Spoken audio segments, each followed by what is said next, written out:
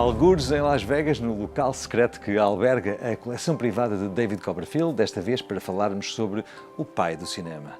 Thank you so much, David, for talking to us about Georges Méliès. Amazing guy, amazing inspiration, one of the fathers of the cinema as we know it today, a magician who discovered and fell in love with this camera and filming things, and film was just a train going to the camera, or it was a scene, and he had that foresight to tell stories and make this new medium one you could tell stories and also do amazing magic with camera effects. So camera tricks was his thing, which is where we have special effects today, you know.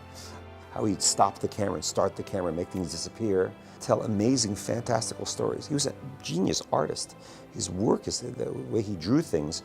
He did magazine covers, cartoons and stories, and that was reflected in the art direction of what he did. When I have filmmakers come here and they see this stuff, they begin to cry. They'll get very emotional because they see the beginning of what they do. The source of their genius is based on Méliès' thinking ahead and seeing you could actually tell stories with this magic trick that is the cinema. He first and foremost was a magician. Méliès took over the theater Robert Houdin, and he recreated a lot of Houdin's effects. The orange tree he used many of Houdin's creations. If you see the movie Hugo, some of the backgrounds duplicate some of the effects that he did. That's the Méliès performing Houdin's pastry chef illusion. This is the actual pastry chef prop with the automaton that would do amazing things, present pastry of your selection and make change for you, things that a machine couldn't normally do. So it's a pretty amazing piece.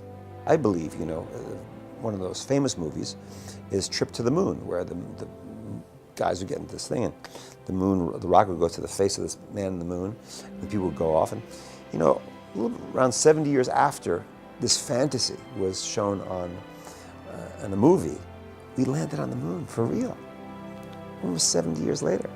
That's pretty amazing that, you know, you can dream and something can really happen in the world because of that dream.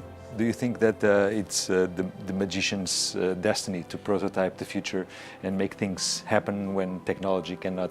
I believe things were inspired by things that we create, what we do on stage. Maybe there's a kid in the audience that'll watch us teleport and will be inspired to actually figure out how to do it, you know, because they see it in reality. And he did that. Thank you very much for showing us once more the genius of Georges Méliès. Absolutely.